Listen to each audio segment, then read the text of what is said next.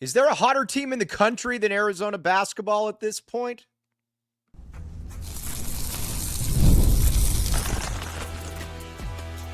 You are Locked On Wildcats, your daily podcast on the Arizona Wildcats. Part of the Locked On Podcast Network, your team every day. Thanks for keeping it Locked On Wildcats and making this your first listen of the day. I am your host, Mike Luke, Locked On, your team every day. All right, now let's talk about Arizona getting a massive win against Texas Tech, and that is the best way that you can put it. This is a massive win. First of all, Texas Tech is a very, very good basketball team. I don't think there's any doubt about it. This is a team that if they're in the Sweet 16, I don't think anybody should be surprised because they are that good. They are that team. Listen, you saw what they've done to Houston. You saw what they did to Iowa State, even though they lost. It's a very, very good basketball team. That said, Arizona, you came away from this game just thinking that Arizona was better. This was a statement win for Arizona. You look at it now, you're now 11-1 in the Big 12. That is huge. If I were to tell you before the season that Arizona was going to be 11-1 in the Big 12, I don't think that most people would have believed me. As a matter of fact, I wouldn't have believed myself, and I was very bullish on Arizona going into the season. But 11-1 in the Big 12, it is what it is, and you're getting it from a variety of different avenues. The first one we got to talk about is Henry Vassar. Henry Vassar has just been an absolute he's just been a monster. Now, listen, he is and he's just kind of doing everything. He's blocking shots, he's getting rebounds, he's playing super, super tough, and he's just kind of letting the game come to him as well. But when he's getting the ball around the basket, he is dunking the ball. That is such an underrated quality that a lot of big men don't possess. You look at it last year, Umar Ballo, leader of men, didn't really do that. I mean, he would try to lay it up. It would look kind of clunky, but Henry Vassar is leaving no doubt that when he's going up with that basketball, that he is looking to finish it and he is looking to take names. He has just been an absolute revelation, and I think right now he would have to be your Big 12 sixth man of the year. I don't think honestly that there's any doubt about it. He is like I said, he has just been an absolute monster for Arizona, and he gives you one thing that this team just doesn't have, and that shot blocker, that rim protector, all of that. He has just been a next level performer for the U of A.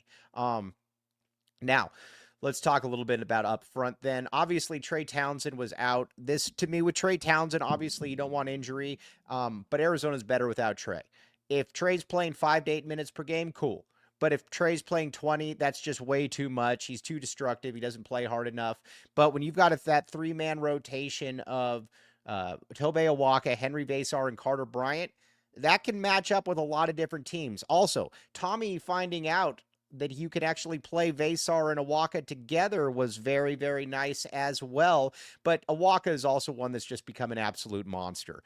Every single game, it seems like he's getting 14 and 11, 13 and 12, and he just kind of pushes people out of the way and gets the rebound. That's the thing that's fascinating about him. I didn't think that he would be able to finish around the basket in the manner in which he has, but that's become a big, big part of what he's doing as well.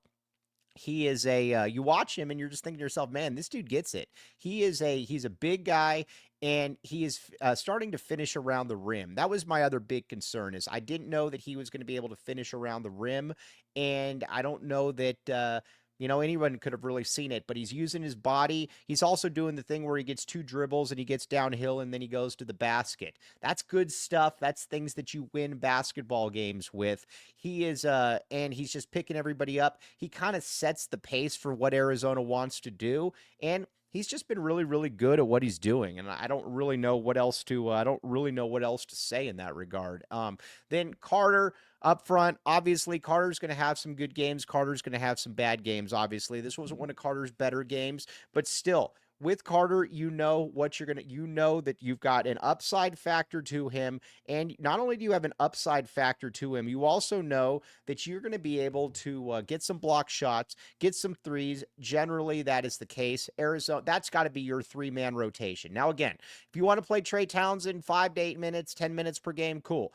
But when you start playing him 20, you're playing with fire because he's just not that good. It is what it is. But that is Arizona's the revelation of Arizona in the front court has been something that has been remarkable to watch. Now, it's almost been as remarkable as what we've seen on the perimeter.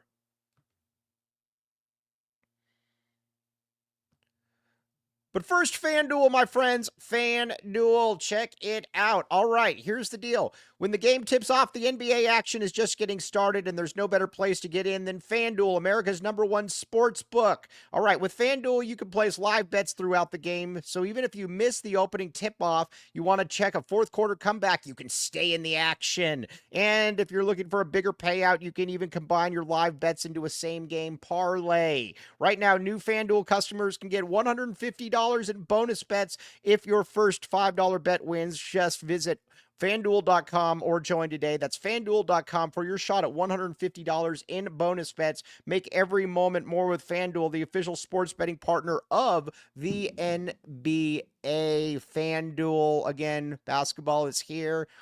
Check it out.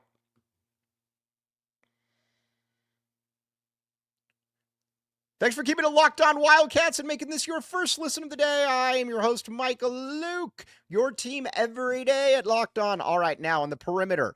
I don't know that anybody could have seen Caleb Love becoming a defensive stopper on the perimeter, but that is exactly what he's become, and we are better for it. When he is playing like that, when he is D'ing people up, he is again, and there's no reason he couldn't have, but he's clearly taking pride in it. And I think that's something that's exciting to see, is that he's taking pride in what he's doing. And I've said this from day one. Caleb Love is not going to ever string together six straight great shooting performances. That's just not how he's wired. That's just not what he does.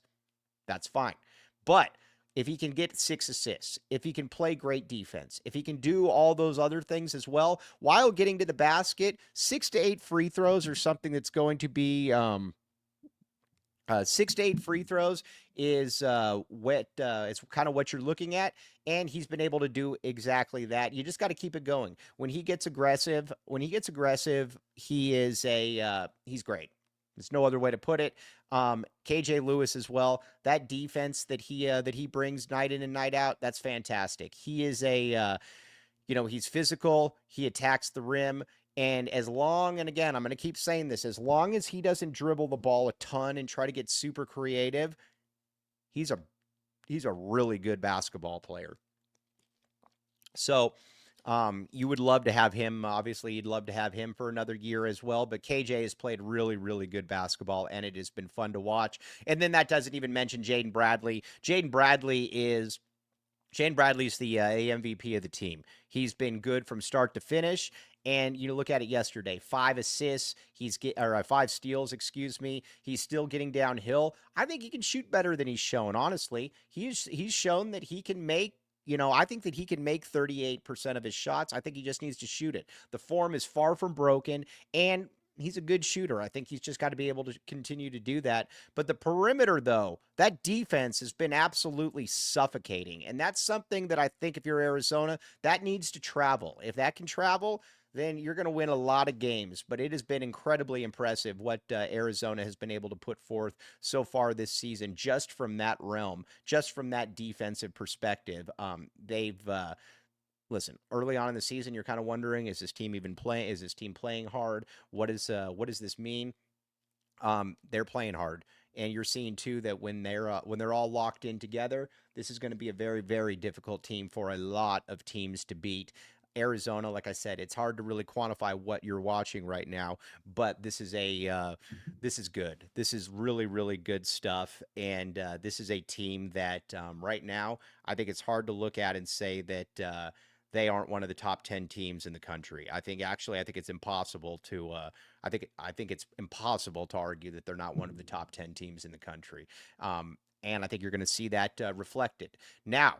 I will say this, though. You've got a thing in the Big 12 going forward and what's I think is going to be super interesting about this is what exactly should Arizona fans expect, though, from this team going forward? And I think we're going to find that one out. But first, before we even find any of that out,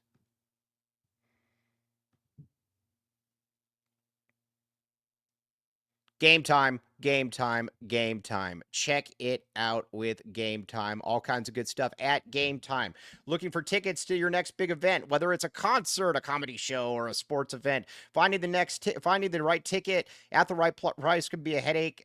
But with Game Time Picks, it's never been easier. Let me show you how it works. With Game Time Picks, the app does all the work for you. It curates the best deals so you don't have to waste time searching through endless ticket listings. Ready to make your next event even better? Download the Game Time app. Create an account and use code LOCKEDONCollege for $20 off your first purchase. Terms apply. Again, that's code LOCKEDONCollege for $20 off. Download Game Time. Last minute tickets, lowest prices guaranteed. Again, like I said, it's not just for sporting events, it's for concerts. You can name a lot of different things, and Game Time is right there for it. Game Time.